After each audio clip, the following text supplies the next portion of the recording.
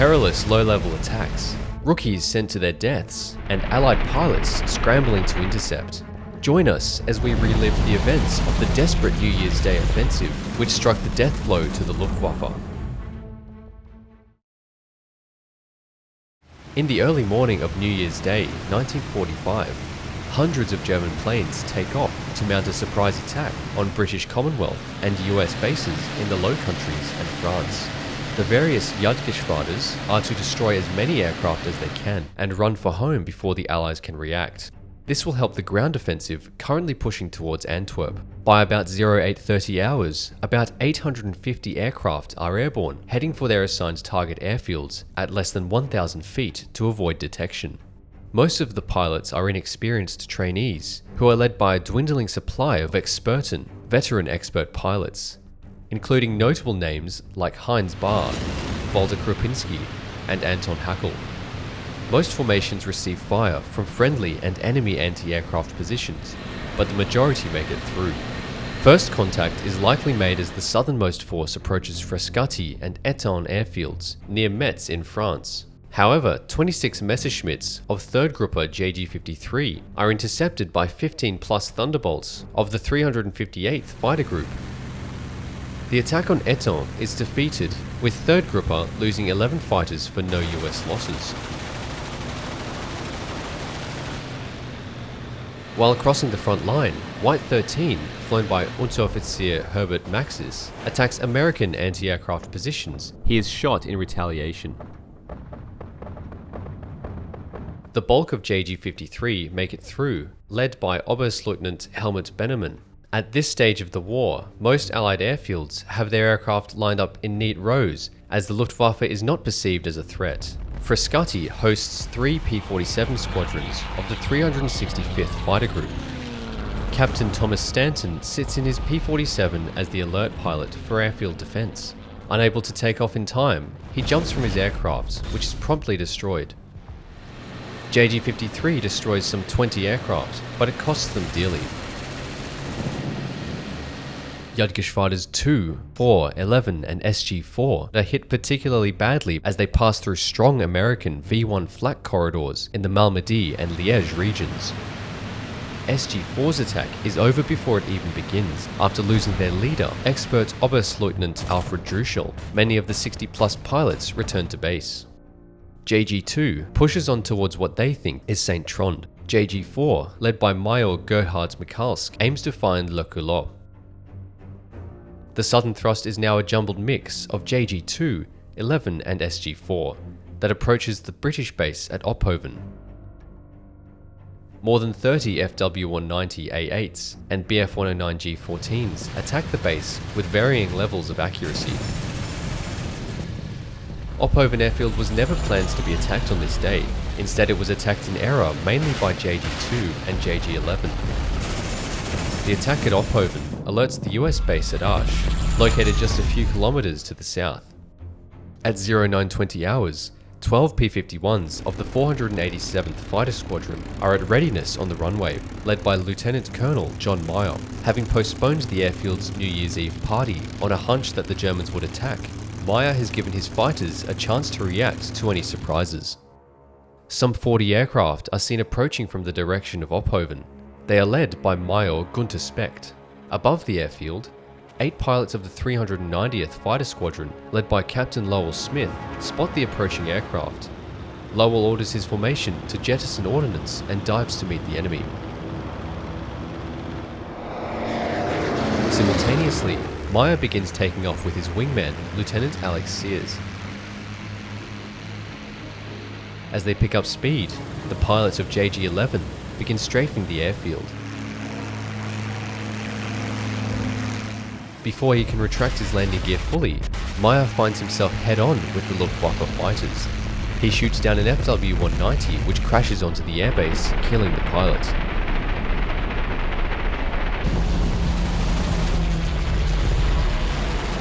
The rest of the German aircraft streak over the base, damaging several aircraft, but the rest of the P-51s are not hit on takeoff because of Captain Smith's P-47s, who disrupt the attack from being better coordinated. This is what becomes known as the legend of Y-29. Lieutenant Alden Rigby recalled, "Things were happening too fast to even be afraid. That could come later." The on average more experienced American pilots bring down the German aircraft in droves. The battle sprawls out over several slag heaps in the surrounding region, becoming the largest engagement of the day. Experts Major Specht and Hauptmann Horst Gunther von Fassung are both killed in action near the airfield. Some mortar-armed Focke-Wulfs of JG-2, thinking that they have found St. Trond, also attack Arsch. Lieutenant Rigby and Captains Wissner and Motes claim 4 victories each. Second Lieutenant Melvin Paisley also claims 4 aircraft, including destroying a Bf-109 with his unguided air-to-ground rockets. The airfield is reported to be lightly affected, but losses are probably underreported. The American base at Le Coulot escapes unscathed. 8 Bf-109s that reach St. Trond create notable destruction despite their small number. The northern thrust is also underway as JG-3 and elements of JG-6 and KG-51 approach the British and Canadian base at Eindhoven, where almost 300 Hawker Typhoons and photo reconnaissance Spitfires are stationed. Aircraft of 438 and 440 squadrons are lining up on the runways. Flight Lieutenant Howard Gibbons takes off for a test flight of his Typhoon. Behind him are Flight Lieutenant Peter Wilson, CO of 438 Squadron, and Flying Officer Ross Keller. At 0920 hours, about 60 FW-190A8s and Bf-109 G14s, led by Major Oscar Heinrich Bahr, strike the airfield. Flying Officer Pattinson recalled, "All hell broke loose with the noise of a large number of aircraft diving on us. We even saw some jets." As the raid begins, Wilson and Keller begin taking off, but Major Bahr sees this and attacks them before they are in the air. Wilson jumps from his plane at the edge of the runway, but dies of his wounds soon after. Keller manages to get airborne, but crashes after takeoff and is killed. If you made it this far, like the video or leave a comment below. Only 9% of viewers are subscribed, so this helps promote my videos on YouTube. Gibbons returns from his test flight. He shoots down an FW-190, but then is observed to be shot down immediately after by 3 fighters.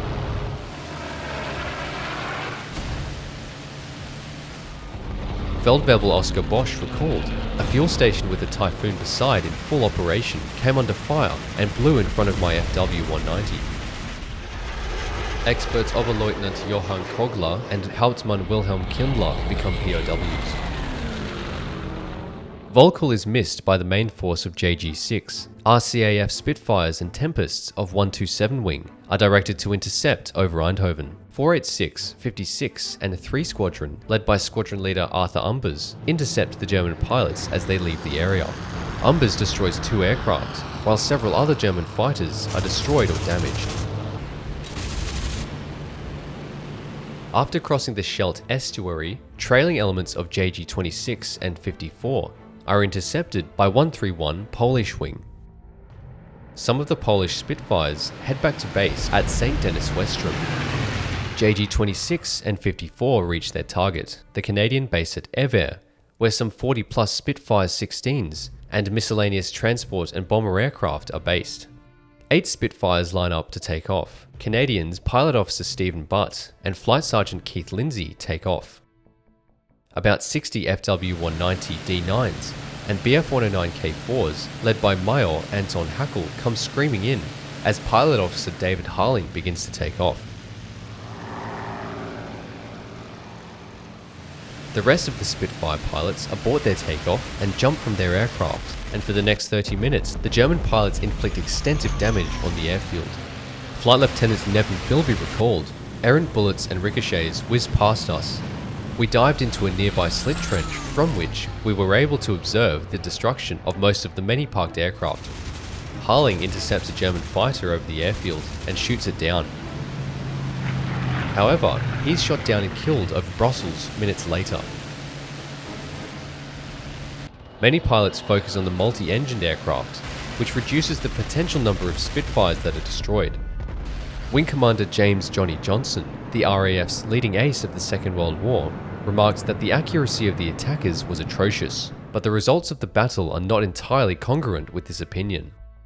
As the attack on Ever rages, JG-27 and 54 approach the British bomber and reconnaissance base at Mellsbrook.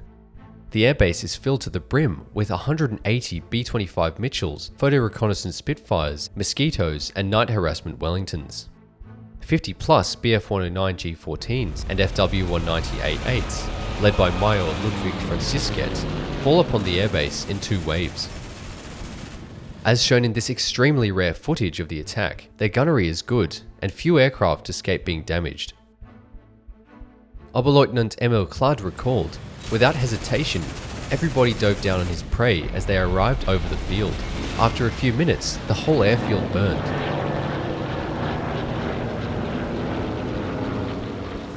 Flight Lieutenant Butts and Flight Sergeant Lindsay enter the fray and shoot down 5 aircraft between them. Their success is added to by Flying Officer Mackenzie Reeves and Flight Lieutenant Richard Reeves, who also shoot down 2 fighters. Mellsbrook is one of the worst affected Allied airfields along with Eindhoven. In the meantime, all elements of JG-77 reach Antwerp, led by Major Siegfried Freytag. 8 aircraft make an ineffective attack on the British base at Woensdrecht, and only half of the 30-strong force actually find their target at Deurne, where about 100 Typhoons and 3 French Spitfires are based. According to several eyewitnesses, the poor strafing accuracy and the amateurish flying of the German pilots suggested that they were very inexperienced. Expert Lieutenant Heinrich Hackler is killed in action. The attack is a complete failure, and only minimal damage is inflicted on the airfield. JG-1's flight path takes them over some of the heaviest flak zones on the continent. At 0930 hours, more than 30 FW-190A8s of 2nd Gruppe JG-1, led by Oberleutnant Fritz Wegner, attacked the Polish airfield St. Denis Westrum from the north. The airfield hosts 3 squadrons of Spitfire Mark 9s and emergency-landed US bombers. Flight Lieutenant Václav Chojnacký is caught returning from an earlier sortie as JG-1 bursts onto the scene.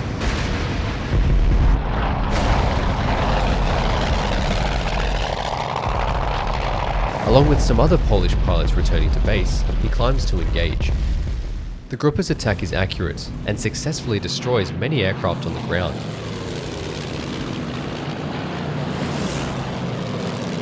Chojnacký destroys a Focke-Wulf, likely flown by Feldwebel Karl Hahn, who crashes on the airfield.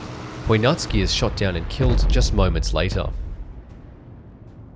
More Spitfires of 308 Squadron appear over the base, including Flying Officer Schlenkier. He recalled, "I fired 2 long bursts with cannon and machine guns. After the second burst, the FW-190 rolled onto its back and crashed." Schlenkier belly lands his aircraft after running out of petrol. This photograph is taken some time after.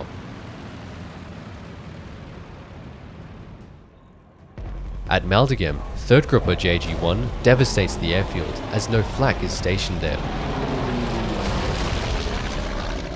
Just before 0900 hours, some 19 Me-262s and 10 AR-234s take off on reconnaissance and bombing missions. Rather than attacking en masse, the pilots of KG-76 and KG-51 will attack in small groups or individually. Armed with 250 kg high explosive bombs or 500 kg anti-personnel bombs, they head towards Allied airfields in the Netherlands. The Arados fly without their leader, Hauptmann Dieter Lukesch, and 4 other pilots whose aircraft fail to start. In the late stages of the battle, between 0930 and 1030 hours, 6 Arados and several Me-262s conduct a glide bombing run on the British base at Giltz-Ryen, descending from 16,000 feet or 5,000 meters to 4,000 feet or about 1,200 meters. Giltz-Ryen hosts about 130 Canadian and British Spitfires, Mustangs and Typhoons. They drop their payload around the airfield, but no significant damage is done. Jets are also seen over Eindhoven, Helmond and Ophoven, taking post-raid photographs and making strafing runs. Their impact is minimal, and they do not affect the battle around Eindhoven.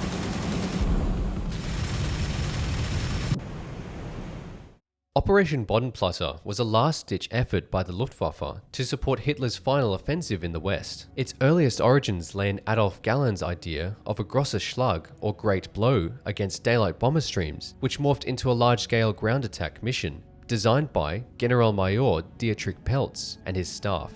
This operation aimed to halt Allied tactical air supremacy by destroying aircraft at their bases, providing a break in Allied air operations to allow the ground forces of Operation Nordwind to continue their lightning advance towards Antwerp and split the American and British fronts into two. The ground offensive, which began on the 16th of December 1944, is better known to us today as the Battle of the Bulge. But due to severe winter conditions, the Luftwaffe wasn't able to conduct significant operations until the 1st of January 1945. The operation itself was risky at best, but simple coordination errors caused more casualties than necessary. Many commanders were only permitted to brief their squadrons with limited information shortly before takeoff, so the purpose of the mission and its execution was poorly understood by the people meant to carry it out. Similarly, warnings of the attack were not received by all German anti-aircraft batteries in time due to the intense secrecy of the operation. German gun crews shot down as many as 30 friendly aircraft, assuming such large formations to be Allied. It was previously thought that 30% of Luftwaffe losses were caused by friendly fire, but historians Munro and Putz suggest that no more than 5% of German fighters were lost to German flak. On the other hand, about 50% of all losses for the day were caused by Allied flak, about 130 aircraft. In the end, a significant number of attack groups did not reach their intended target. The rest either attacked targets of opportunity or returned to base. An over-reliance of the Experten Corps to compensate for the lack of quality training received by new pilots was certainly the cause. The loss of so many experienced pilots during Operation Bodenplatte exacerbated this issue and acted as the final nail in the coffin for the German Air Force. Despite the German errors, the Allies were indeed taken completely by surprise. In an egregious intelligence oversight, ultra intercepts that gave indications of an impending special undertaking were overlooked. In hindsight, with the end of the war in sight, it is understandable that the Allies would not expect such a large-scale German counteroffensive, but their overconfidence led to complacency and a loss of vigilance. Only the Luftwaffe's weakened state and quick reaction by Allied tactical commanders saved them from a more devastating blow. Experts debate the total losses, but moderate estimates state that 305 Allied aircraft were destroyed and 190 damaged, for the loss of 280 German aircraft and 69 damaged. 143 German pilots were killed in action, and 70 became POWs. Most experts agree that the operation was a very short-lived tactical success that ultimately failed to achieve its broader goals in support of the army's advance towards Antwerp. The Luftwaffe's irreplaceable loss of pilots, especially experienced ones, led to a permanent weakening of the force before the end of the war, only 17 weeks later. The failure was caused by creating flight plans that took the German fighters over heavily defended areas, as shown by the high losses due to flak. The inexperienced pilots also helped seal their own fate by making easy targets over the airfields. Munro and Putz argue that the time of the attack, 0920 hours, was also too late, as Allied patrols were already airborne and flak crews were in some cases alert. Finally, poor communication with friendly flak units added insult to injury. At Frascati, 22 P-47s were destroyed and 11 damaged. Etun was not attacked due to third grouper being intercepted. Of 80 aircraft, 30 were shot down and 8 damaged, an over 40% loss ratio. 13 pilots were killed or captured. According to Munro and Putz, American aircraft were replaced within a week, while JG-53 remained severely under strength in the weeks after. Opphoven suffered 1 destroyed and 3 damaged aircraft, while Ush had 7 aircraft destroyed both in the air and on the ground. JG-11 suffered very badly, with 28 aircraft being lost and 2 damaged, a 46% loss ratio. 20 pilots were killed and 4 captured, including several Experten. With the attack interrupted, JG-11 suffers a crushing defeat.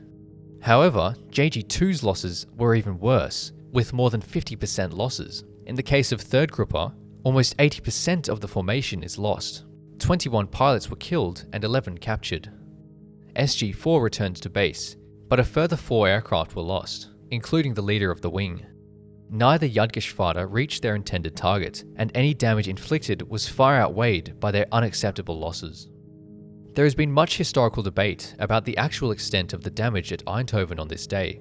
The best estimates suggest that 44 aircraft were destroyed outright, with a further 60 being damaged. The reality is that the extant records don't paint the full picture. Out of 60 aircraft, JG-3 loses 15 fighters and 3 damaged.